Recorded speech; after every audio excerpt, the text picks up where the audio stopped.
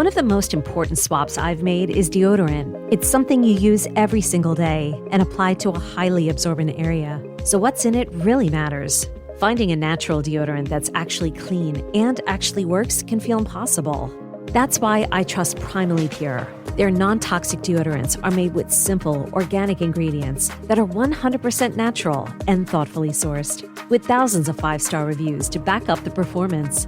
Hot yoga, sauna sessions, long days on the go. It holds up when you need it most. Designed to work with your skin, not against it, this is clean care you can feel good about using every day. From deodorant to body, skin, baby, hair, and home, Primally Pure blends animal-based and plant-powered ingredients to support long-term skin health the way nature intended.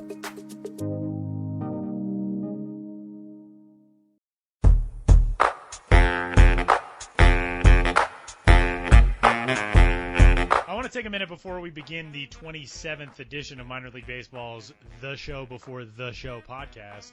Clever title, see.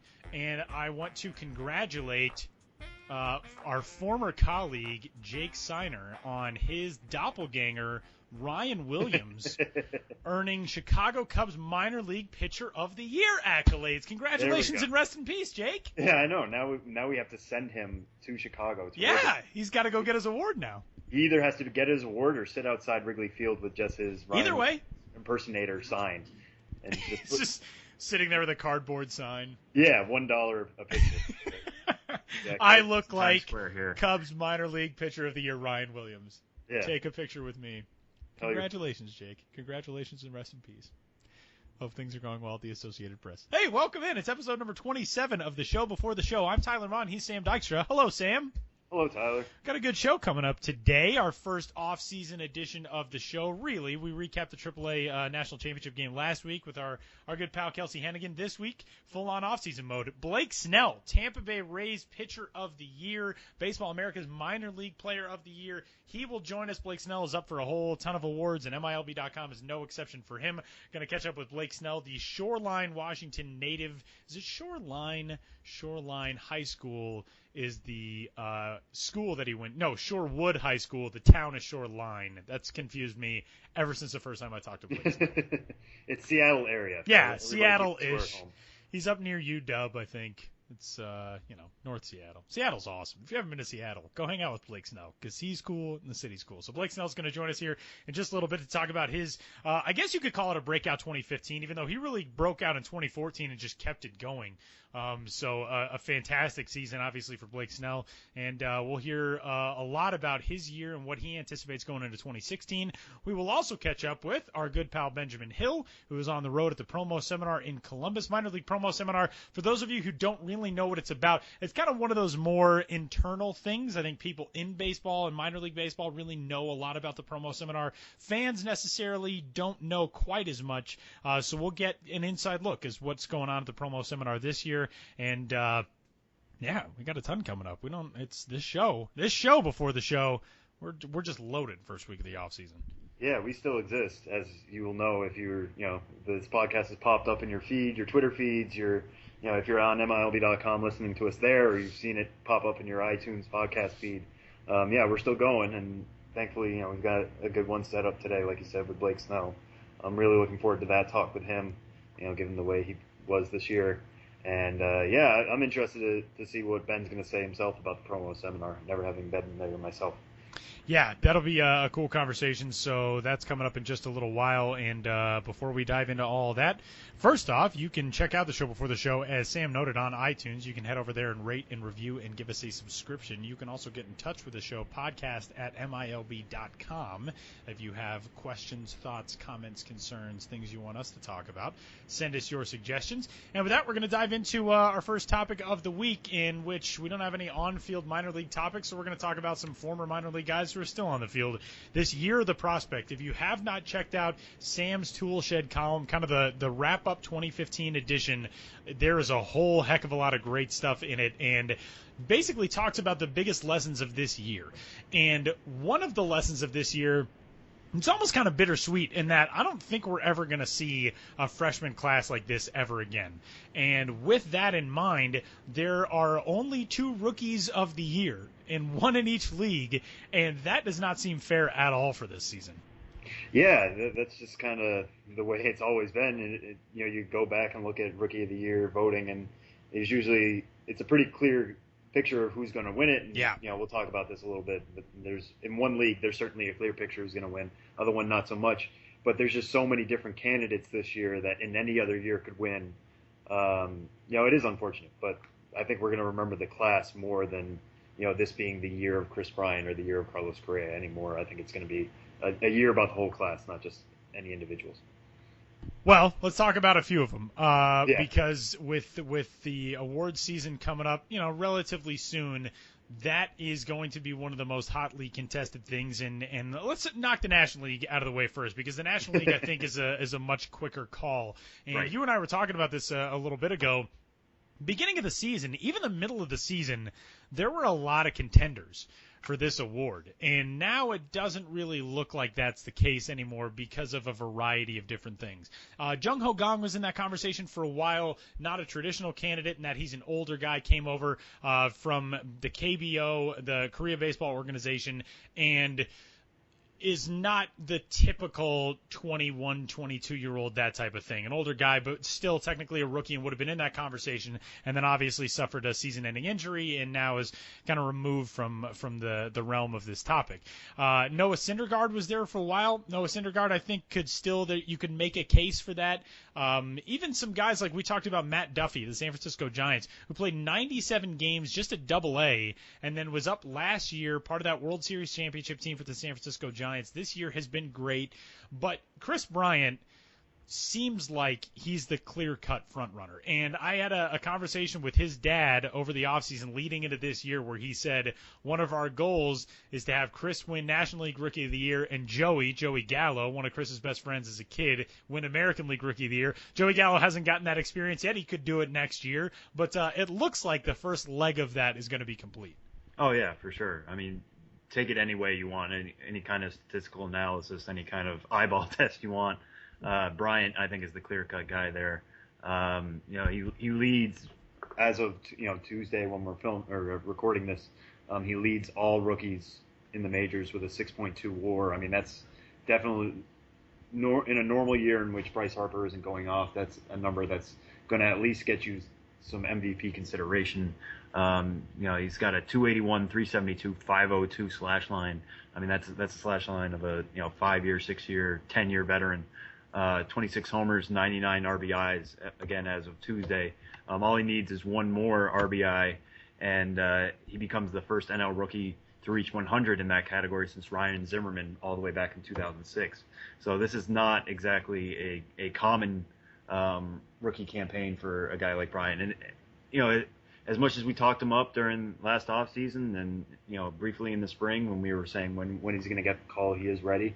He's certainly shown us that he is ready, and he's maybe even exceeded expectations a little bit, the way his power has carried over with those 26 homers. And, he's a key cog of a very good and very young Cubs lineup right now. And, I don't think there's any argument that he's the NL choice.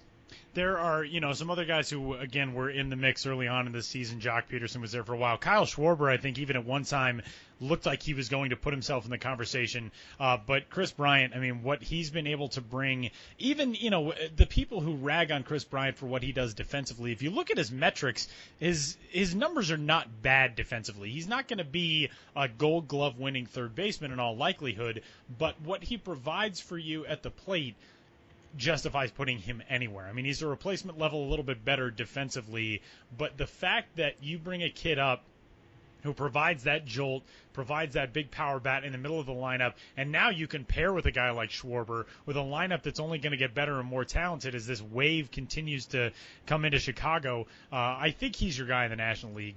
Jock Peterson looked like he was running away with it and then just fell off the map, and that has been one of the weird storylines of 2015 as well. Even lost his starting job at a time, the same day that he clinched 30-30 last year in the Pacific Coast League. He was benched this year in the Major League. So it shows you how difficult of a jump that is to make. But I think Chris Bryant is that guy in the National League. The American League is where it gets interesting. And we've got two names that I'm going to let Sam talk about because this is what the conversation seems to come down to. Francisco Lindor, the Cleveland Indians, Carlos Correa, the Houston Astros. For a long time, it looked like Correa, this award was his to lose. Lindor has been so good. It has been unbelievable defensively that he asserts himself as a very worthy contender. Sam, your thoughts on that? Yeah, I got to say it's been kind of surprising to see the way Lindor has taken to the majors. I mean, we've always said he is a glove-first guy. I mean, he'll be on highlight reels for his entire career for his work at shortstop, and that's exciting to watch. And, if you're somebody who likes digging into those defensive metrics, that's where I thought you were going to get the most value out of him. But, he is showing, a very capable major league bat. He's hitting .319 this year for the Indians, 93 games. I mean, him and Correa have played very similar amounts of time. This is not one person getting an advantage because they played more. Lindor has 412 plate appearances. Correa has 408. So while Lindor is hitting .319, Correa is hitting .281. Not quite putting together the defense that Lindor has. He's much, like you were saying with Bryant, he's much more replacement level at shortstop. Not that I don't think that's going to be his future position. I think it is. He's still a young guy and, is going to grow into that spot. But, I think Lindor has certainly been better defensively. And he's shown a better bat. And, the one advantage Correa has right now is power. Correa's hit 21 homers this year for the Astros, which is a really good number for a young guy like him, somebody, who's only 21 years old. He just turned 21 last week, actually, compared to Lindor, who has just 11. But you look at any other metric, Lindor is beating him in on-base percentage. They have the exact same amount of runs scored. So Correa has that power advantage. It's a little flashier that way, but given what Lindor has been able to do in the field, he is leading right now in WAR, according to Fangraphs. He's got a 4.1 WAR. Carlos Correa has a 3.4, again, as of Tuesday. So right now I would give that advantage to Lindor. That's not something I would have expected to say 2 months ago. I would have thought Lindor, started off a little rough, would have kind of stayed at that point. I think next year would have been his breakout year. But, right now, if I had a vote, I want to stress that I do not have a vote. But if I had a vote, I think I would give it to Lindor first and Correa second. There are a couple other ratings on Fangraphs that kind of show the dichotomy offensively and defensively between these two guys. Offensive runs above average and defensive runs above average. Carlos Correa offensively, 18.3 is his rating there. Francisco Lindor is 14.1. We know Correa adds a little bit more with the bat in terms of his power. He's hit 21 home runs this season. He's driven in 61. That's compared with 11 home runs and 49 runs batted in for Lindor. But defensively, for the category defensive runs above average, Correa is a plus 0.4. Lindor is plus 11.3. So that kind of shows you the difference between those two. And the crazy thing about that is when you watch Carlos Correa play shortstop, he looks like an all-world guy. And then you watch Lindor and you think, well, all right, maybe this kid's a little better. Like, that's how good these guys are. Right, yeah. And the fact that they are so young, it just makes it so much more exciting. I think, every time we saw a highlight come across a Twitter feed or on SportsCenter, it's always, can you believe how young these guys are? They're making these plays looking like, we lost Derek Jeter last year and everybody liked to go back to the Derek Jeter plays. No matter what you think about, his play at shortstop, he did make his amount of highlight reel moves, and everybody's thinking like these guys could be the next two really flashy shortstops, joining in Simmons kind of in that category. But yeah, just, you look at the kind of harder data, and Lindor certainly has a leg up in that category. So it's going to be a fun race. I mean, toward the end of the season, it seems like we'll have more contenders than just these because that's how good this rookie class has been. But give us the WAR numbers again, Sam, because you had them in the column, and this is by the 2015 rookie class by far has accumulated the greatest aggregate WAR rating of any rookie class ever, and it's not even close. What are the numbers as of today? Okay, so this current class of 2015, as of Tuesday, has a WAR of 79.2, a collective WAR. That means all of the players who are technically have rookie status this year have collected a 79.2 WAR. The second closest, I wrote about this in Toolshed a little bit. Because that number doesn't mean anything in a vacuum. And Right. wait until you hear the comparison as to the next best class behind it. Right. It's kind of like I go back to the StatCast things. They always talk about these guys Right. at 18 miles an hour, and it's like, okay, but I don't know. Right. What does that mean? We need to put this in proper context. So the second highest rookie class of all time, this class is at 79.2. Second class, which is 1987, is 49.4. This 49.4. Right. At probably this evening. I mean, again, we're on Tuesday. Probably tonight. Probably by the time you hear this, the 2015 class will be worth 30 more wins. You know, in the idea of WAR, 30 more wins than the entire class of 1987. That's I mean, ridiculous. That is just so insane. This is so much of an outlier of a class. And I tweeted this a little bit, but it's just like we're never going to see a class like this again. You want to think like this is going to be a trend. You know, there's going to be more rookies coming and I think that will be part of it. I think major league organizations going forward are going to trust their rookies a little more. They're more cost effective. Yeah.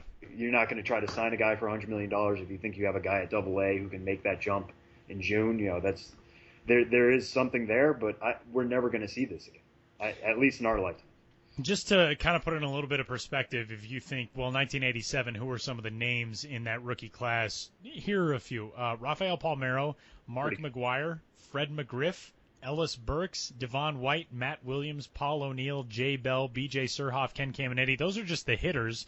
On the pitcher side, 2 Hall of Famers lead that class. Greg Maddux and Tom Glavine. David Cohn debuted that year. Chuck Finley debuted that year. I mean, it's not like this is some class of people who, they had great rookie seasons and then they kind of fell off. I mean, that's an all-time class. Yeah, I mean, if we were to look at that before this year, I mean, if we discussed this, you know, on the podcast in the spring, what's the greatest class? You would say that one, and everybody would go ooh and ah, and just think like that may never be touched again. I think Bo Jackson was that year too, which just automatically gives it this shine of athleticism and promise. And He was, by the way, 8.3 WAR. Right. And it makes it all the more astonishing to think, like, how are we going to talk about the Correas, the Syndergaards, the Lindors, the Buxtons, down the line? Is this going to hold up? It's certainly a good sign that it will. And, we'll have to revisit this in 10 years and see just how well it held up. It's pretty amazing. But, I mean, to look at those names and that's wins above replacement for position players. 8.3 was Bo Jackson's rating in that. So look at and he's like, way down the list in that rating. And it's pretty incredible stuff. And go read Sam's Toolshed column because there's a lot of really, really good stuff in it. And some of the rookies of the future are being accumulated, tabulated, ranked by Baseball America. They do their postseason league ranking list. And we're going to transition to that next. Top 20 prospects in each league, rolling through some of the lower level leagues right now. And so far, I mean, again, a lot of really young talent. This is the minor league version of that type of class. And, I mean, just some of your early reactions, some of your thoughts of these, Sam, because it seems like we might be a few years away from seeing some of these guys really make their biggest minor league impacts. But, I mean, names like Kyle Tucker, Trent Clark, Brendan Rodgers, the guys who really had their first feet-dipping experience in pro ball. Now we're assessing the aftermath or the wake of those campaigns. Yeah, and one that kind of attracted me to this and why I kind of wanted to bring it up was the FSL.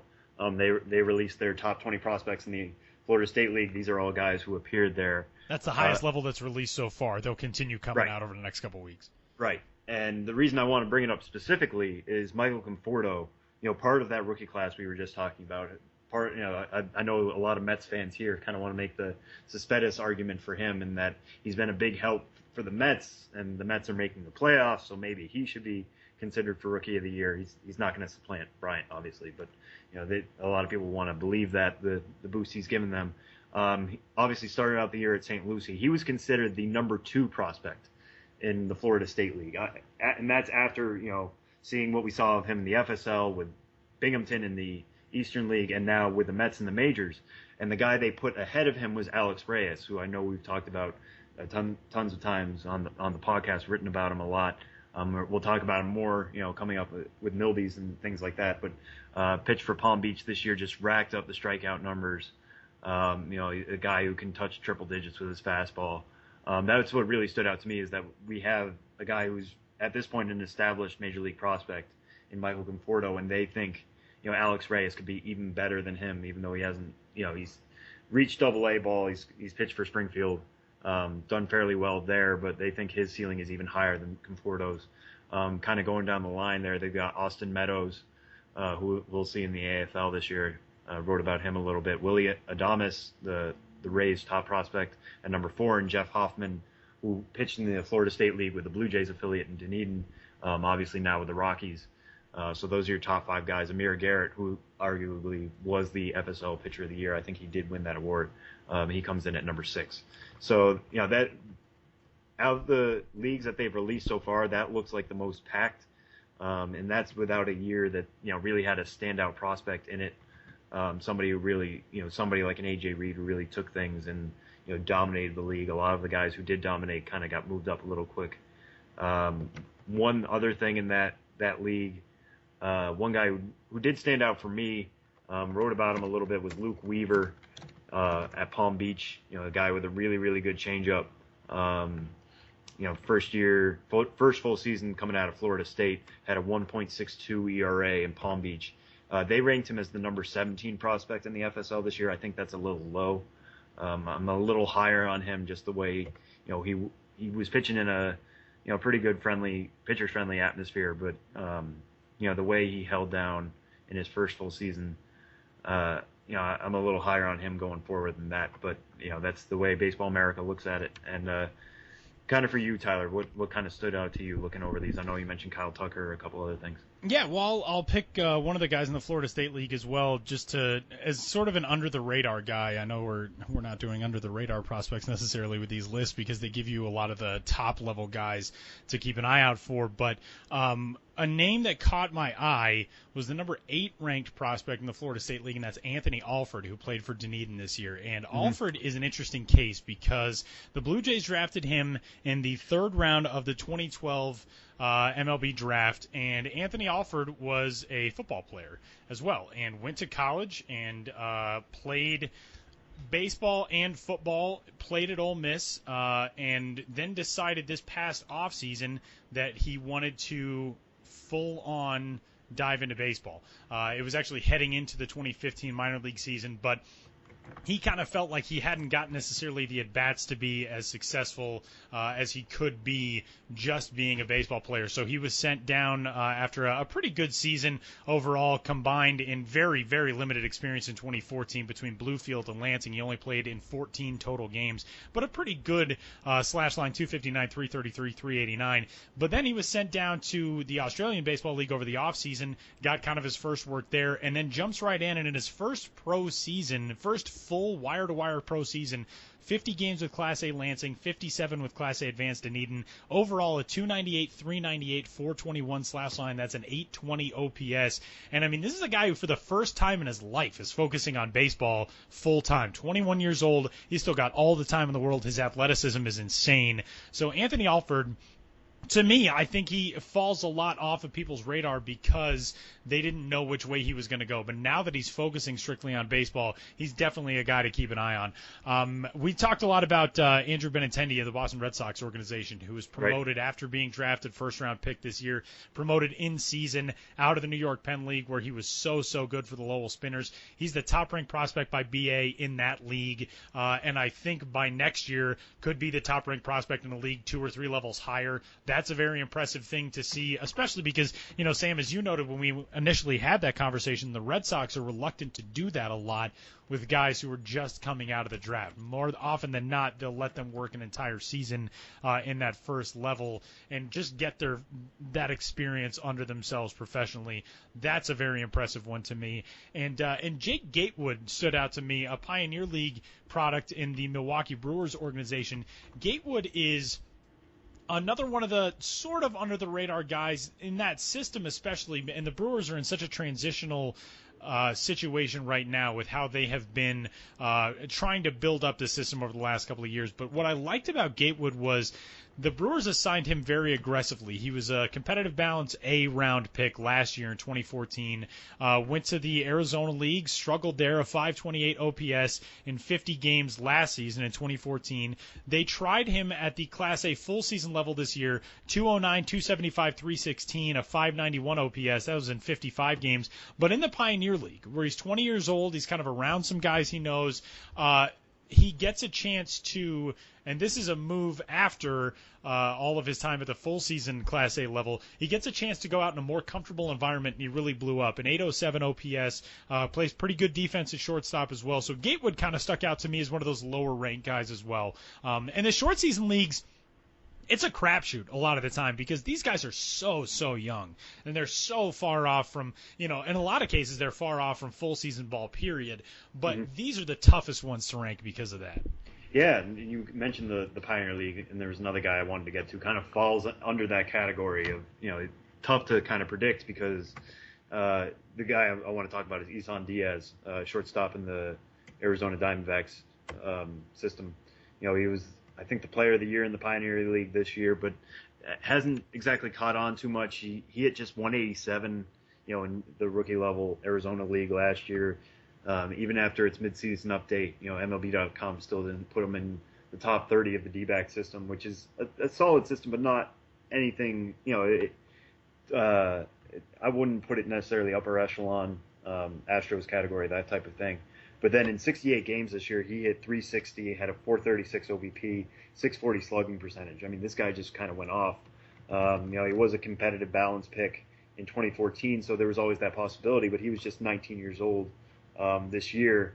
So he was one of those guys who you look at the stats, and they obviously pop off the page, but you don't know if that's matching the scouting. Pioneer League's a little bit, at least a little more hitter-friendly than some of the other lower-level leagues. But Baseball America decided to put him number 3 in the Pioneer League behind Brendan Rodgers and Tyler Stevenson, draft picks from this year. High draft picks, obviously. So I'll be interested to see just where, he kind of carries that from here, what happens when he's challenged in a full season. But it was nice to see somebody who, really dominated a level get acknowledged for that in these types of rankings. How about, no conversation would be complete without just touting whoever the Astros have in these leagues. But how about Kyle Tucker and Daz Cameron? Kyle Tucker is the number 3 ranked prospect in the Gulf Coast League behind Red Sox right-hander Anderson Espinoza and Victor Robles, an outfielder in the national system. He's the top ranked prospect in the Appalachian League. Daz Cameron is the number 4 prospect in the GCL. He's right behind Kyle Tucker there. He's the number 5 prospect in the Appy League. Not bad. That's pretty good. Yeah. Jump a level and be ranked in the top 5 in both for 2 different guys. Not bad. Well, that's what the Astros were hoping when they went through this whole draft process of taking Tucker first with the 5th pick, and then everybody worried about signability issues with Daz Cameron, and they really set themselves up well to take him with the 37th pick and get him the money he was looking for. And now they're being rewarded. I mean, these rankings, they actually mean they're weight in paper or on the digital screen on which you're reading it. But at so far, and as far as we can acknowledge these and look at these right now, that's exactly what the Astros were looking for. Speaking of rankings, they're the end-all, be-all of everything. As we all know, the prospect game never fails based on rankings, but a guy who has rocketed up in every ranking system, basically everywhere over the last couple of seasons, is Tampa Bay Rays left-handed pitching prospect Blake Snell, MLB.com's number 41 overall prospect and the 2nd-ranked prospect in the Tampa Bay Rays organization, and one of our favorite guys in the game to talk to. Blake Snell, to talk about yet another breakout season. He joins the show next.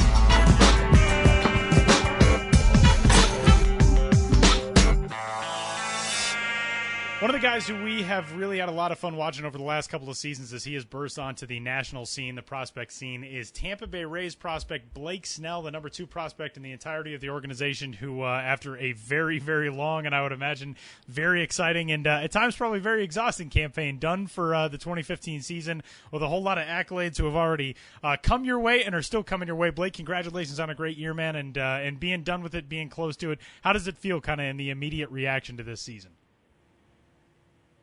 It feels good to just kind of look back on the year that I had and what I was able to accomplish. And, I'm really really happy about it, but also at the same time, there's still the big leagues, the ultimate goal and where I want to be. So it's kind of cool to have an off season going. I'm going to probably be going into big league spring training and being able to hopefully try to compete for the job. So I'm really excited about that. And I got my off season started off this week, so I'm ready to get after it and chase the dream.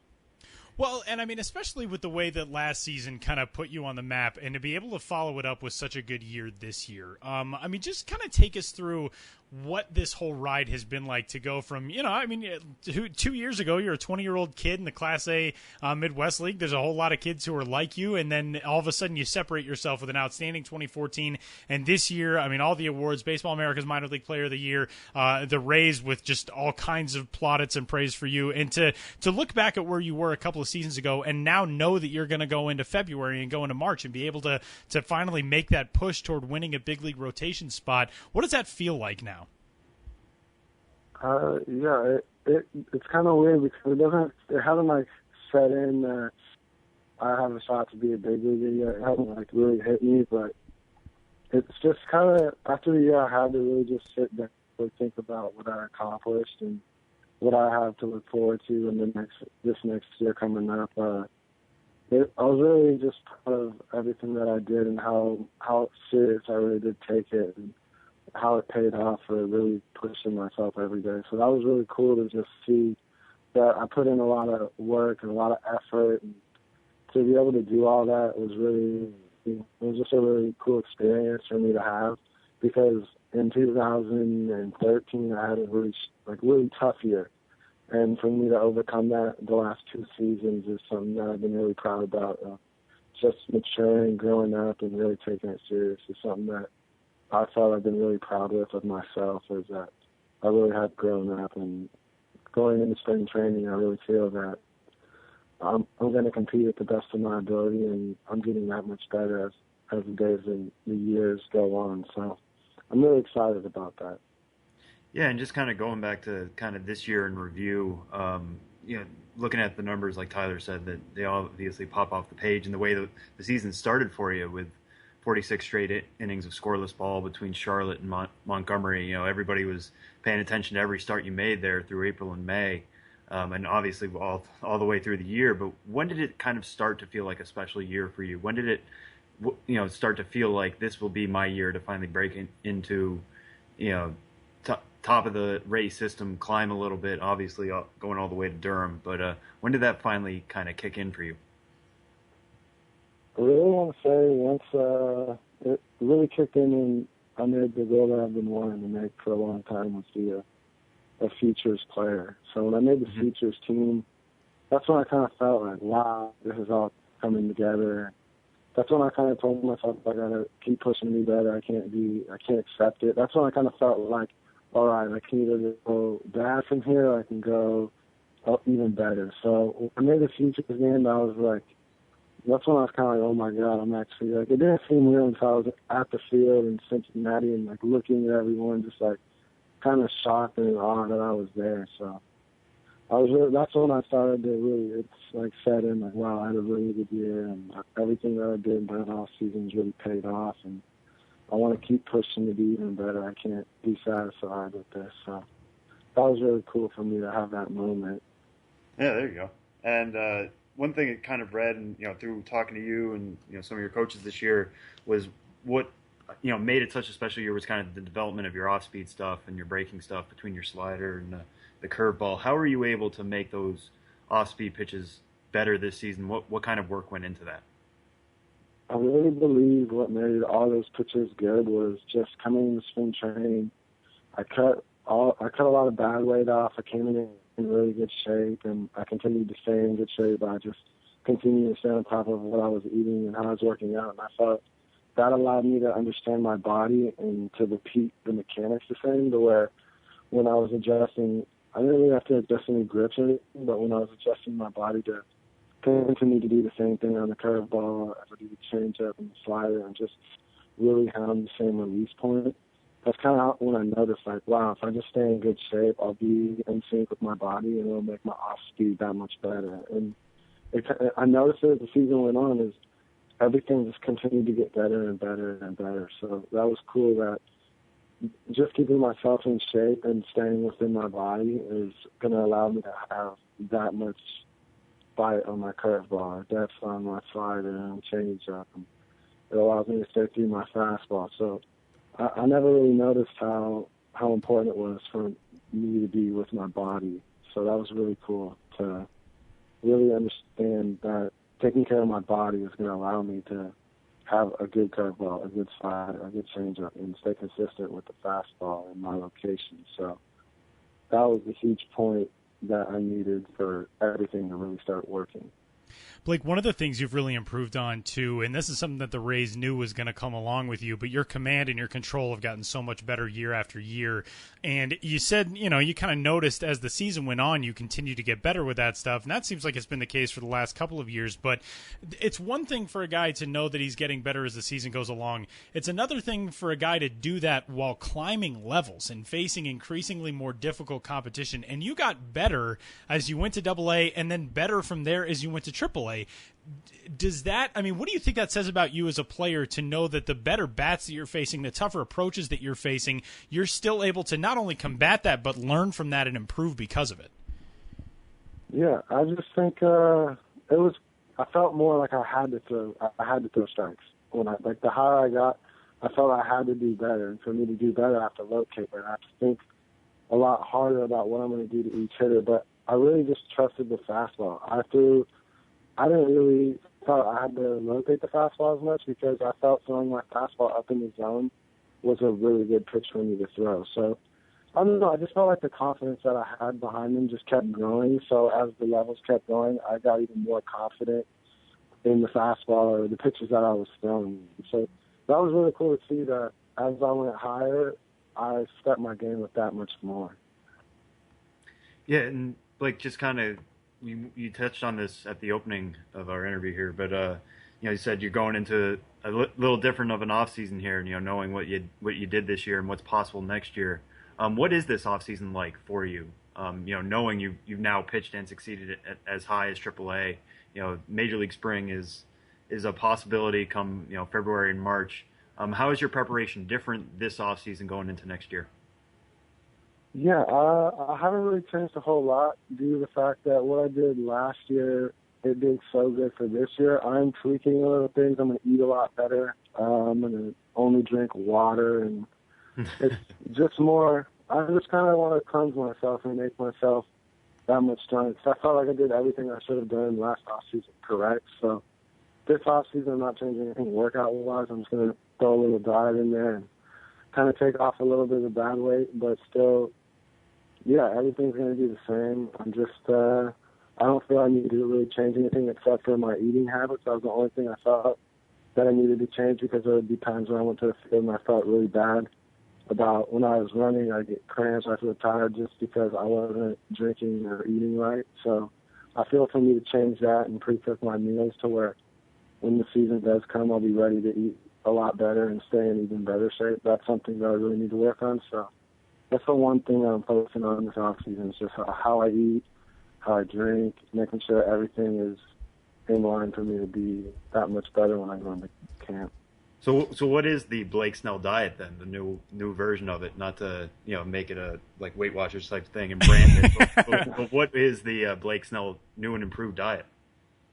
Yeah, it's just I'm gonna drink a lot of water as much as I can, and I'm just eating more healthy. There's no fast food. There's no going out to eat. I'll have one day where I'll have a cheat meal. But it's just eating good food. A lot of vegetables, fruits, a lot of chicken and sweet potatoes. Just real healthy. I'm making for my snacks, I'll have breakfast, lunch, dinner, and then for my snacks in between those, I'll have little shakes with a banana, strawberry, blueberry, raspberry shake with a couple of veggies thrown in there as well. It's just, I don't know, it's kind of a cleanse. So, and you're a Seattle area guy too. So this is no Dick's Drive-In, no Tim's Cascade chips. This is a tough area of the country for you to not get to eat all that stuff. No Ivars. Yeah, it was the first week I got back. I'm not gonna lie, I pigged out. It was bad. Attaboy. Yeah, I couldn't. I mean, I'm a guy that really enjoys food, so when I had to tell myself I can't eat any of this, I told myself I'm definitely going crazy for about a week. So I had milkshakes, burgers. I was not eating anything that even said health solid. So I was proud about that. But now it's the off season. I got to get ready, and it's a big off season for me because my dream is so close to me. After a season like this, too, I feel like you've earned, obviously, a week of cheating with food. So I don't think there's any issue with that. Blake, let me ask you about this. Your high school program in Washington has produced now a handful of guys who've been drafted at Shorewood High School in Shoreline, Washington. And of the 4 guys who were drafted, 3 of them came out of your class. And Trevor Mitsui currently is in the Arizona Diamondbacks organization. He was drafted in 2011 as well, actually by the Rays, and then went to school and was taken out of the University of Washington. Kevin Moriarty was also a draft member from your class. That was in the 47th round in 2011. Didn't play in the minors. But what was it about that class? I mean, in a school that, in a cold weather climate, quote unquote, as the high school and college baseball people might say, what was it about your development and having some teammates that were successful as well? What made you guys so good to get 3 picks out of that class? Yeah, it was kind of crazy because we all knew that all of us. I knew Trevor Mitsui was going to get drafted because I thought he was one of the best backs in the draft, to be honest. Just by the way he hit. I mean, if you look at his high school numbers, it's unreal. It's ridiculous.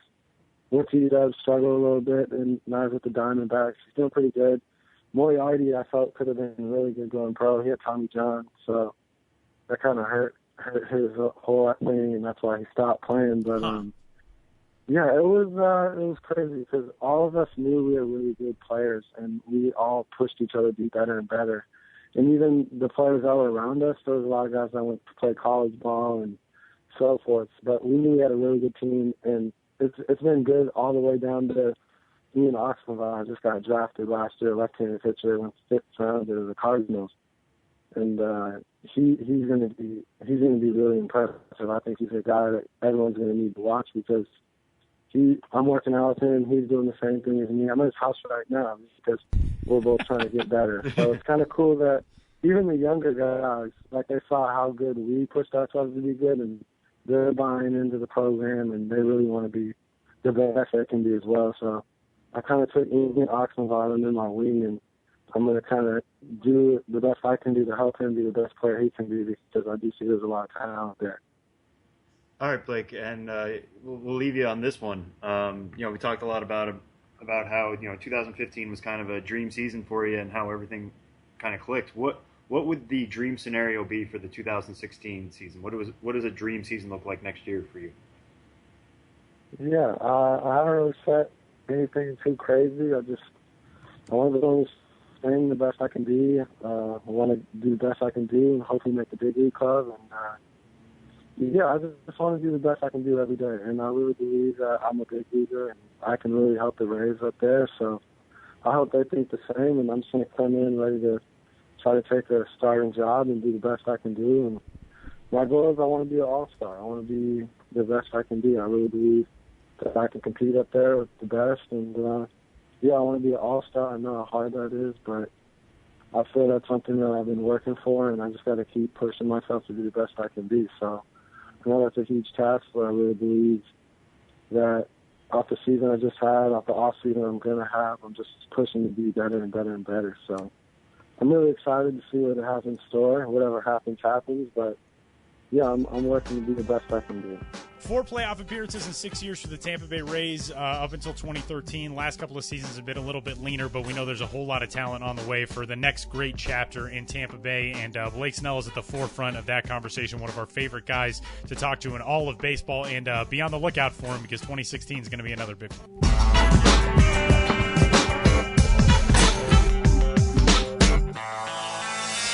One of the first landmarks of the minor league baseball offseason is the promotional seminar, and our own Benjamin Hill is there in Columbus, Ohio. Howdy, Ben.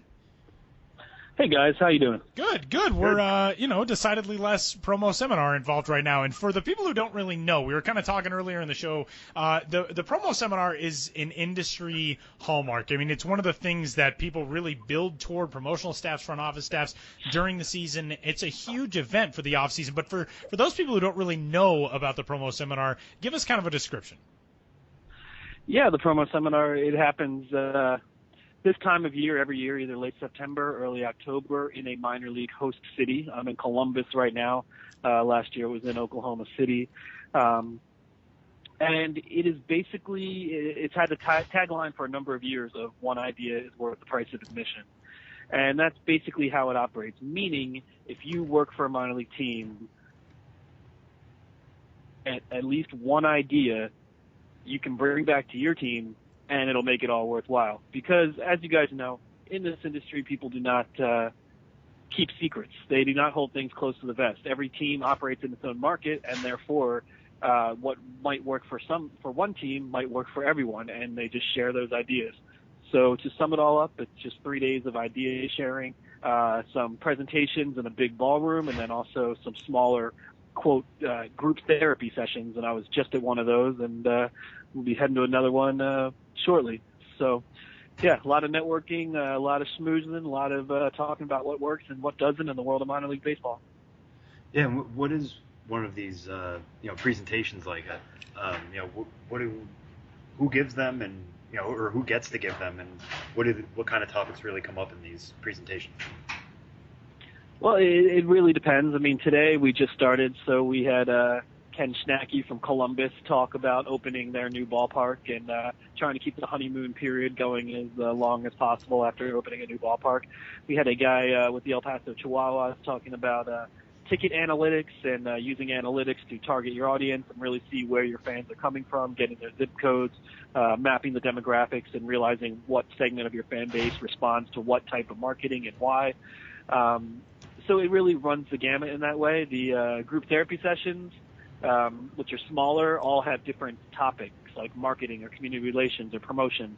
So I usually go to the promotions one. The one I just saw was Kristen Call, who does promotions for the Myrtle Beach Pelicans. She was moderating a discussion about pop culture theme nights and how they happen, how you brainstorm, how you implement your ideas, and that sort of thing. So it really varies who gets to speak. It's organized by minor league baseball headquarters, in St. Petersburg. So they're planning it all year. They have some people talk every year. Some people, then they're trying to bring new people in. I'll be speaking on Thursday for the third straight year.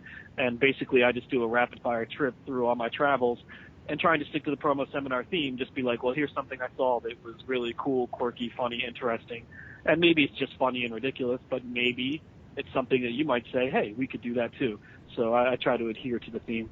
Ben, what's it like for you, because you are exposed to more of this stuff during the season than anybody else in the country, and to go to the promo seminar and get to see not only all the people that you met during the season and reflect on some of the things that you saw, but to see that interaction between them, because I think intuitively people would think, oh, it's a competitive industry. You don't want to give your best ideas away, but that's not how it works in the minors, because you're not directly competing. I mean, what works for a team in Myrtle Beach, for example, if that works for a team in El Paso, if that works for a team in Tacoma, if it works for a team in Colorado Springs, that just kind of is a rising tide for all boats. So for you to get to see that interaction, what's that experience like? Right, it's kind of like taking the pulse of the industry every year, and the timing of it. The season just ended. It feels like I was just on the road a couple weeks ago, which I guess I was. I mean, the playoffs just ended barely more than a week ago. So it's kind of like taking the pulse of the industry. Okay, the season ended, and it's kind of a chance, maybe a little cathartic for everyone to see each other and be like, "Ooh, how was your year?" That's what you say to people when you run into them here. How was your year? Because you haven't necessarily seen them over the year. So it's a chance for everyone to come together, renew old ties. As you know, there's a lot of turnover in the industry and a lot of people bouncing from team to team. So you might see people who you knew when you worked for another team. You might make connections that might, smooth the road to your next job. It's really important for the industry to all come together because everyone is in their own world, working feverishly throughout the season. So to have the promo seminar to kind of take a step back and take stock of what works and what doesn't, and then also to have that opportunity at the winter meetings in a different format, those are very, very important events because otherwise you're just kind of on your own island doing your thing. So it really helps for all those islands to come together once in a while to form a huge landmass. How's that for an analogy? There you go. I like it. Yeah. And to kind of send you off on this one, Ben, how much of a celebrity are you at these things? I mean, these are right up your alley. You are the MILB, promo guy with your columns every, week and going on all these trips. How much of a kind of minor celebrity are you at this event? Well, in the time we've been speaking, an autograph line has formed. I'm at the Columbus Convention Center, and there's a line of like 12 or 15 people. They're waiting patiently right now. That's Ben Hill. Once in a while they'll sign me a small security detail, like maybe some of the cocktail receptions and stuff like that when the crowds get a little too thick. But for the most part, I can handle it on my own. It's good to know that people love me because, hey, I'm on my own island too, and I need to be loved.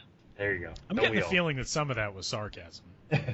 No, I've never said anything sarcastic or untrue ever on this podcast, in my writing, or in my life. Anywhere else, never. It's just never happened. Yeah, including that statement.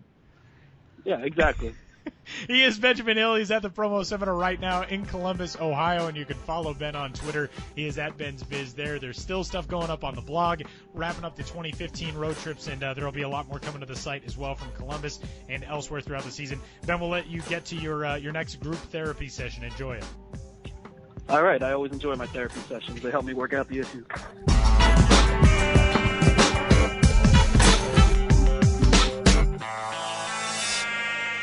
Our big thanks to Benjamin Hill for joining us from Columbus, Ohio, which is a place that I have never been, but I've always wanted to check out ballpark, go catch a Clippers game. So one of these days, I'm going to have to do that because one of my favorite minor league Twitter memories ever was a couple years ago, I was playing MLB The Show.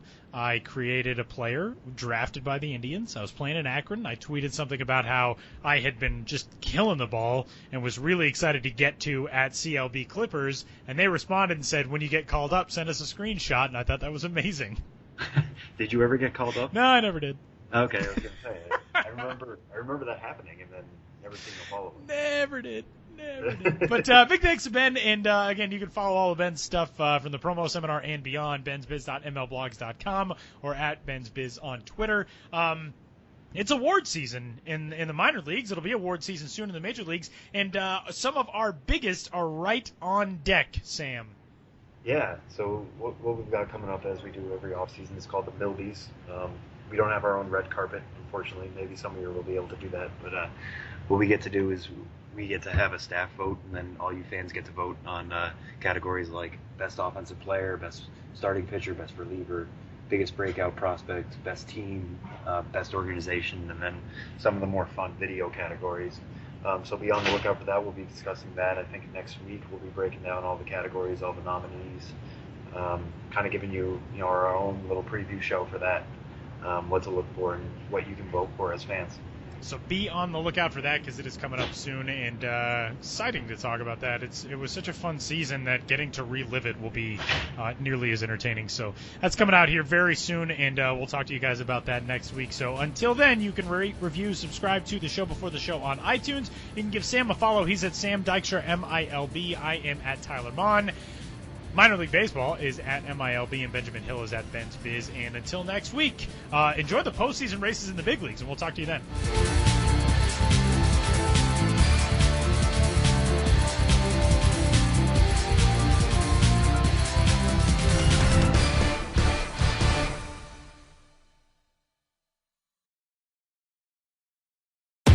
You know Gray Bar for electrical parts. But there's one more thing you may not be thinking of us for that can help maximize your next project's total value. Our pre-project planning services are designed to help you win the bid, save on labor costs, and keep your installers productive across your entire build. The sooner you call us, the better. Because when we're there from the beginning, we can anticipate your needs and help you solve problems before they become problems. Yep, Gray Bar does that.